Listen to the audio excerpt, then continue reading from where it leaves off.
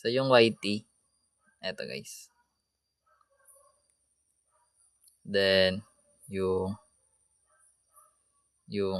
FB page, kakagawa lang ko lang na ito guys. Pares lang naman yung pangalan. Pero anyways, follow nyo ako dito para meron na akong 6 followers eh. 6 pa lang. Nagawa. So, punta naman tayo guys sa system of linear equation. Shout out. Ba't mag-shout out tayo guys? Meron tayong system of linear equations. So, may bits na ako na ito guys. So, dagdag lang na lang natin to. So, pwede mo solve to guys using elimination or substitution. Depende kung saan mas madali na. So, yung solve it by elimination method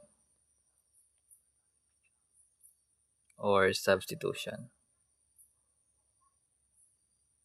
Either ways, kung marunong ka mag-simplify, makukuha mo pares yung sagot. So, solve na tayo na. Number 1. Gusto nyo na ba i-solve? Diretso pa ba? Baka tulog na kayo guys. Wala na yatang nanonood eh. Nakikinig na lang. So, meron tayong 2x plus y equals 7. And 3x minus y equals 3. So, ibig sabihin guys, pag system yung equations natin, no? Dapat yung mga value ng x and y natin dyan is tama sa both equations. So, pag tama yung value na nakuha mo sa x and y sa first equation, dapat tama rin sa second equation pag sinubstitute mo siya. So, pag mali sa pangalawa, ibig sabihin mali nakuha mong sagot, no? So, ganun siya. So, meron tayo guys, 2x plus y equals 7, then 3x minus y equals 3. So, basically guys, pa dito is eliminate na lang, no? Kasi magkaiba yung variable, yung sign nila. So, pag in-add natin both side, makakancel tong y tsaka yung minus y natin, na. So, yung 2x plus 3x magiging 5x. Then, equals, yung 7 plus 3 magiging 10. Then, divide lang by 5. So, makakakuha tayo ng x equals 2. Wait, thank you po, Ma'am Jo. So, yan. So, meron tayong nakuha ang value ng x which is 2. Pwede na tayong pumili sa equation 1 or equation 2 para ma-solve yung y. So, let's say sinolve natin sa equation 1. Copy lang natin. Then, ipa-plug natin yung x which is 2. So, magkakaroon tayo ng 2 times 2 plus yung y equals 7. And yung 2 plus 2, 2 times 2 magiging 4. Then, plus y equals 7. Then, lipat lang. Magkakaroon tayo ng y. Then, 7. Yung 4 na positive, magiging negative 4. So, yung y natin is 7 minus 4, which is 3. So, which means, yung value ng x natin, guys, is 2. Then, yung y natin is 3. So, ito yung ordered pair nila. So, kapag nilagay natin dito, guys, yung sa second equation, dapat tama. So, yung 3 times 2 natin magiging 6 minus yung 3, kasi yung y natin yan. So, 6 minus 3 is magiging 3 pa rin. Ibig sabihin, tama yung solution. Number 2. So, meron tayong x equals 2y plus 1. Then, meron tayong 4x minus 3y equals 9. So, ito naman guys, mas maganda gawin dito is mag-substitute.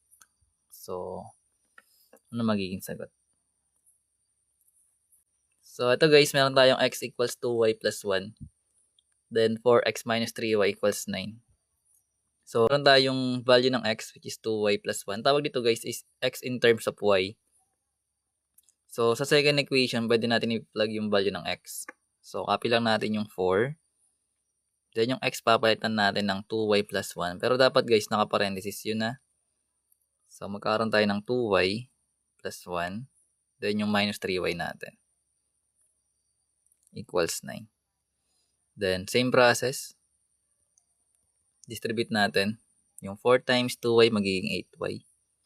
So, yung 4 times 1 magiging 4. Then, minus 3y equals 9. So, yung 8y minus 3y, pwede combine. Magiging 5y yon. Then, plus 4 equals 9. Then, lipat lang natin yung 4. So, magkakaroon tayo ng 5y equals 9. So, nilipat sa kabilang side, magiging minus 4. So, magkakaroon tayo ng 5y equals 9 minus 4 is 5. Divide lang by 5. So, yung y natin, magiging 1. Then, para makuha natin yung x value natin, total may value na tayo ng 1 sa y. Plug natin yung dito, guys. Kasi naka-x in terms of y na to eh. Mas madali kunin yun dun. So, pwede rin siya kunin dito sa kabila. So, meron tayong x equals 2y plus 1. Yung value ng y natin is 1. So, magkakaroon tayo ng 2 times 1 plus 1. Then, yung 2 plus 2 times 1 is 2. Plus 1. Magkakaroon tayo ng x equals 3. So, remember guys, sa ordered pair, meron tayong xy na ordered pair, di ba? So, unahin natin ilagay yung value ng x bago yung y.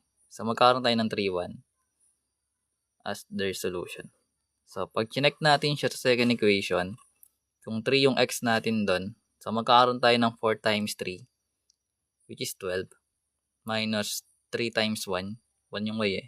So, magkakaroon ka ng 12 minus 3, which is magiging 9. Sabihin tama. Sundan. But, number 3, gusto nyo ba? Mabukas naman. Meron tayong 3x plus 2y. So, meron tayong 3x plus 2y equals 12. Then, 5x minus 2y equals 4. Pares lang siya dito guys, oh. Ito, gagawin mo dun sa kabila. Pero, tagutin na natin. Baka nainip na kayo eh. Anyways guys, so pag tinignan mo yung given kasi, yung coefficient ng y natin is parehas ng term, pero magkaiba sila ng sign, no? So, pwede tayo mag-add both side. Katulad ng ginawa sa number 1. So, may eliminate tong y. So, yung 3x plus 5x, magiging 8x yun. Then, yung 12 plus 4, magiging 16. Then, divide lang both by 8. So, yung value ng x, magiging 2. Kasi 16 divided by 8 is 2. Then, after that, same process, pwede mong kunin yung equation 1 or equation 2. Then, i-plug mo yung x para makuha yung y.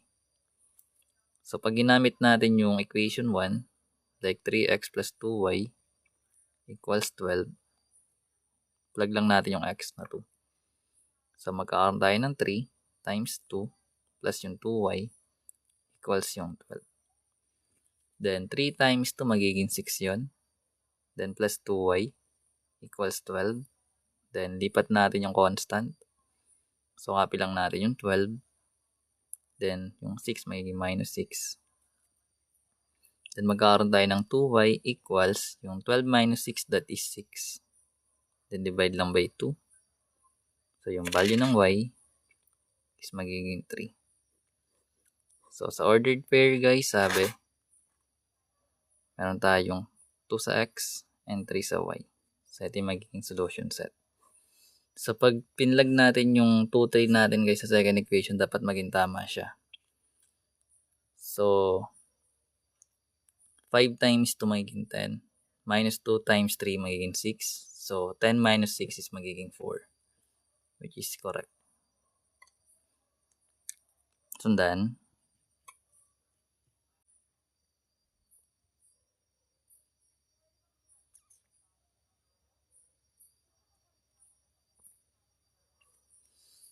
Number 1. Ito. Oh, pares lang yan guys. Pwede ka mag-eliminate. Pahirapan ko. Ano? Mahirap na nga po. Pahirapan mo pa eh. Dapat pinapadali natin. So, meron tayong 4x minus 3y equals 1. Then, 2x plus y equals 3. Ito naman guys. Meron tayong negative 3, negative tsaka positive. So actually, ito dito makakancel natin yung y, no? Pag pare sila ng coefficient. Kasi isang negative na tsaka plus eh. So ang gagawin na lang natin guys is, kailangan maging 3 to na coefficient natin sa y. So para magawa natin yun, i-multiply natin to both by 3. Both sides sila guys, no? So, which means, yung first equation natin is ikakopy lang natin yun. So, magkakaroon tayo ng 4x minus 3y equals 1. Then, dahil yung second equation natin is nagmultiply tayo ng 3 both sides. So, magkakaroon tayo ng 3 times 2x, which is magiging 6x. Then, yung 3 times y, magiging positive 3y. Then, yung 3 times 3, magiging 9. Then, dito guys, pwede na natin ma-eliminate yung y kasi opposite sign na sila and same term na, no? So, mag-add na lang tayo both side. So, magkakaroon tayo ng 4x plus 6x, magiging 10x yon. Then, makakancel. Ito naman, yung 1 plus 9, magiging 10. Then, di-divide lang natin both by 10. So, basically, makuha natin yung value ng x, which is 1. And para makuha naman guys yung y, pili ka lang dito kung gamitin mo na. So, sa equation 1 na lang tayo pumunta. So, meron tayong 4x minus 3y equals 1. Then, plug lang natin yung value ng x, which is 1. So, magkakaroon tayo ng 4 times yung 1 minus 3y equals 1. So, yung 4 times 1 magiging 4. Then, minus 3y equals 1. Then, lipat lang natin yung 4. So, magkakaroon tayo ng negative 3y equals 1. Then, yung 4 natin, pag nilipat, magiging minus 4 siya. Then, magkakaroon ka ng negative 3y equals 1 minus 4 is negative 3. Then, divide lang by negative 3, both sides. So, makakuha tayo ng y, which is positive 1. So, meron tayong ordered pair na 1 sa value ng x and 1 din sa value ng y. So, pag pinlag natin yun guys, sa second equation natin, like 2 times 1 is 2 plus 1, magiging 3, which is correct siya sa right side. Magaling. Hindi, marunong lang. So, ano tayo na part? So, let's say guys, kung gusto niyo guys ng ng iba't ibang beads sa math, ito yung YouTube natin. Then, sa FB page, doon ko tayo ipapost guys. Pares lang ng name. So, explore nyo na lang yung YT. Marami na nakapost doon. And you just need to explore na. Sabi natin. So, number 5. Pero kung ayaw nyo, okay lang yan.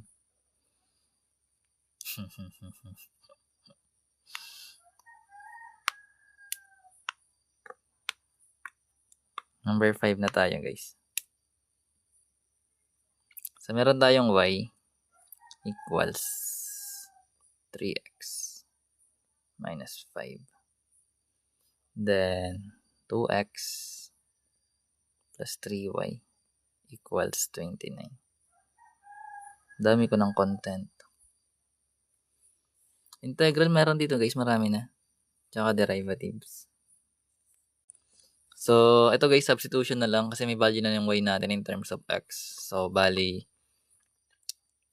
sa 2x plus 3y natin equals 29. Papalitan lang natin yung value ng y, which is yung 3x minus 5. So, magkakaroon tayo ng 2x plus 3. Yung value ng y is 3x minus 5 equals 29. So, laging may parenthesis lagi, no? Kapag nagka-plug ng value ng variable, no? So, magkakaroon tayo ng 2x dito. Then, yung 3 times 3x magiging 9x. Then, 3 times negative 5, that is negative 15, equals 29. Then, combine na natin. So, yung 2x plus 9x, that is 11x, minus 15, equals 29. Then, lipat natin to guys na constant. So, magkakaroon tayo ng 11x equals 29 plus na yung 15 natin. So, yung 29 plus 15, magiging 44 yun.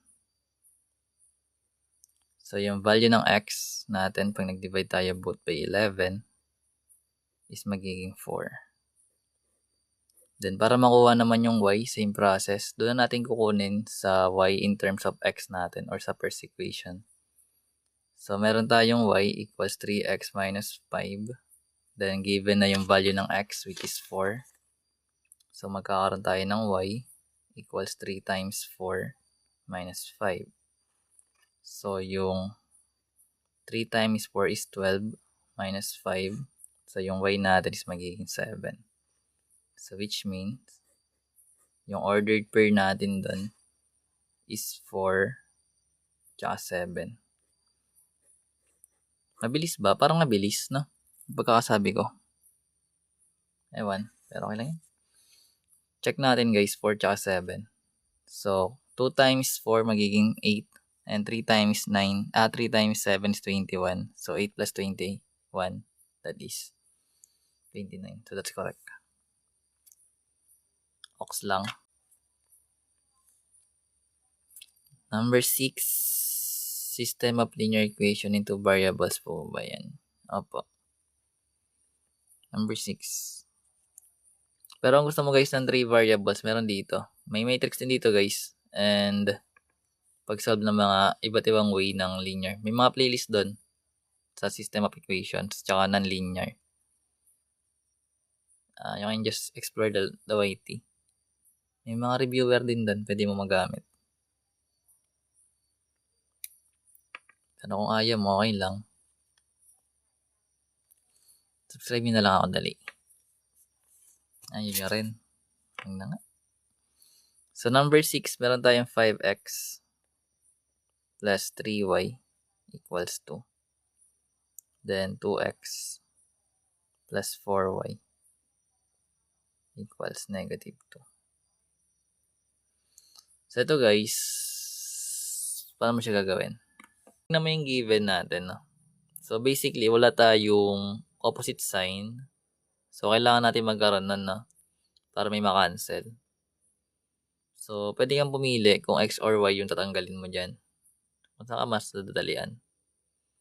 So, kapag meron tayong given na ganito, yung gagawin lang naman is, kailangan yung isa negative, yung isa positive. Then, pare sila ng term or ng tsura. So, which means, so let's say yung gusto natin tanggalin is yung x, no? So, dahil 5 to, tsaka to, ang gagawin natin is i-multiply natin yung yung first equation natin by negative or pwedeng positive lang. Ang depende sa'yo. So, let's say positive na lang. Ito ang ilagay. So, yung 5x plus 3y natin equals 2. Yung multiply natin to guys by 2. Then, yung 2x natin plus 4y equals negative 2. Yung multiply natin siya both side by negative 2 naman. Kasi yung 2 times 5x magiging 10x siya. Then yung negative 5 pala. Bakit 2? 5. Tulog na. So, negative 5 dapat. So, ulit. So, yung 2x plus 4y natin equals negative 2. Dapat i-multiply natin siya sa negative 5 both side. So, kasi yung 2 times 5x magiging 10x. Then yung negative 5 times 2x magiging negative 10x. Makacancel natin yun pag inad. So, distribute na lang. Magkaroon tayo ng 10x. 2 times 3y, that is 6y. 2 times 2 magiging 4.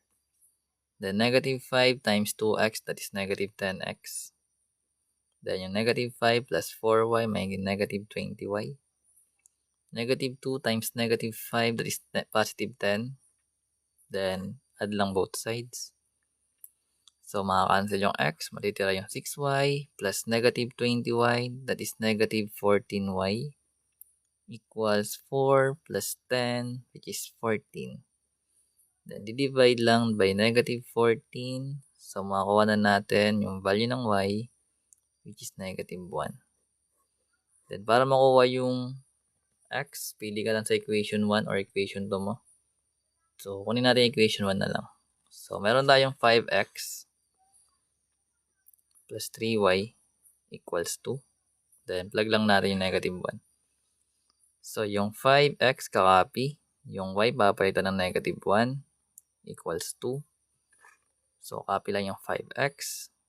Then, yung 3 times negative 1 magiging negative 3 equals 2. So, lipat lang natin. Yung 3 magiging plus 3.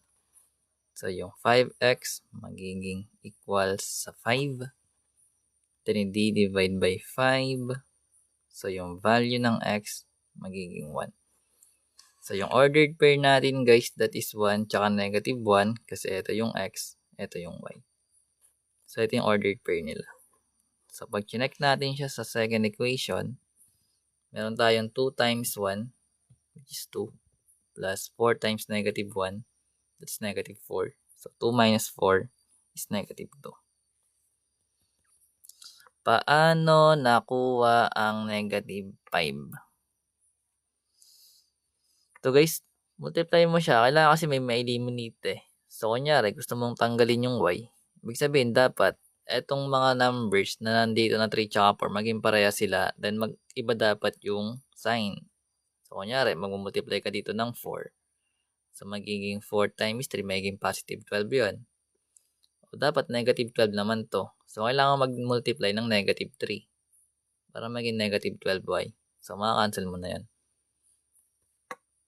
Sa case kasi na ito guys, kinuha natin or tinanggal natin yung x eh. Kaya isang positive tsaka isang negative yung ilalagay. Pero kapag minus plus na sila, ibig sabihin, tulad ng ginawa natin kanina, mag-multiply ka na lang ng number na gusto mong i-eliminate. Ganun yan. Next, last na to, number 7. Nandun na ako. Pusin lang natin to. Nagets mo? Hindi. Ano yan? So, let's say meron tayong x over 3 plus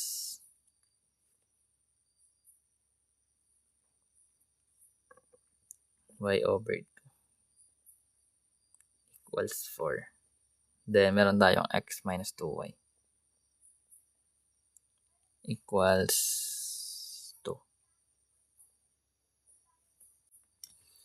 So, pag ganito guys yung given, mas madali dito kung gagawin mo tong ano lang eh, walang denominator. So, bali, rewrite muna natin tong first equation natin. So, kung meron tayong x over 3 plus y over 2 equals 4. So, multiply natin siya both side by LCM. So, kung meron kang 3, 2, tsaka 1 na denominator, yung unang number, pag in-skip count mo sila, natatamaan is 6, diba? Then, multiply mo na lang siya each terms. Sabi sabihin guys, galing dito,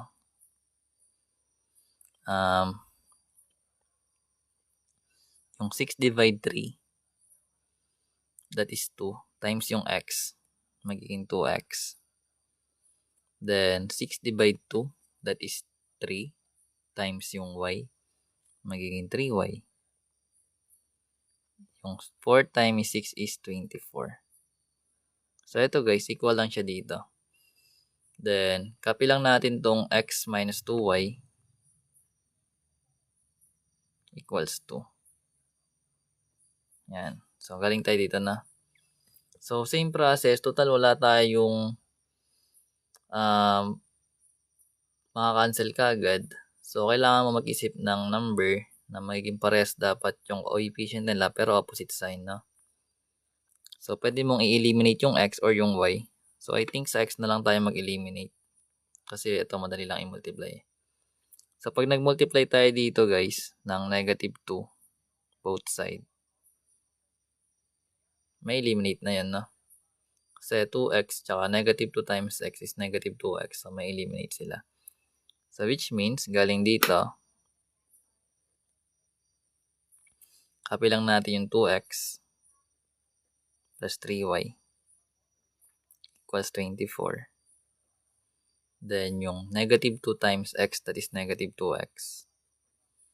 Negative 2 times negative 2y, magiging positive 4y, equals 2 times negative 2 is negative 4. Then pag inad natin sila both sides, makakancel yung x. Then yung 3y plus 4y, magiging 7y. And yung 24 plus negative 4, that is 20. And pag divide natin by 7, makakuha natin yung value ng y, which is 20 over 7. So, ito yung y natin. Then, para makuha yung x, guys, syempre, dito tayo sa second equation kukuha. Madali kasi dun eh. So, magkakaroon tayo ng x minus 2y equals 2. Drag lang natin yung y. So, meron tayong x minus 2. Yung y natin is 20 over 7 equals 2. Then, multiplication of fraction lang, guys. So, copy yung x. Negative 2 times 20, that is negative 40 over 7. Then, equals 2. Then, yun. Lipat lang natin yung constant.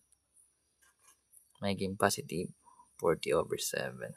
So, apply mo na lang, guys, yung fraction dissimilar. So, kunin mo LCD, which is 7. Then, multiply mo lang to dito sa whole number. So, 7 times to magiging 14. Plus yung 7 divided 7 is 1 times 40. Magiging 40.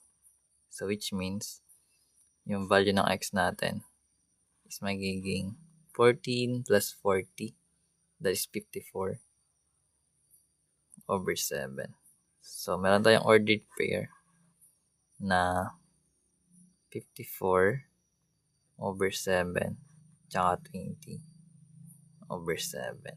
Gusto mo i-check dito? Ikaw na gumawa niyan. Tinamad na. Ayoko na. Yan siya, guys. Content na yan. Anyways, thank you ulit, guys, sa pagnonood, sa pagtambay, sa pagsagot, sa pagkikinig, sa pag-tap, sa pag-like, sa pag-follow, sa pag-subscribe, sa pag-sayang ng inyong oras.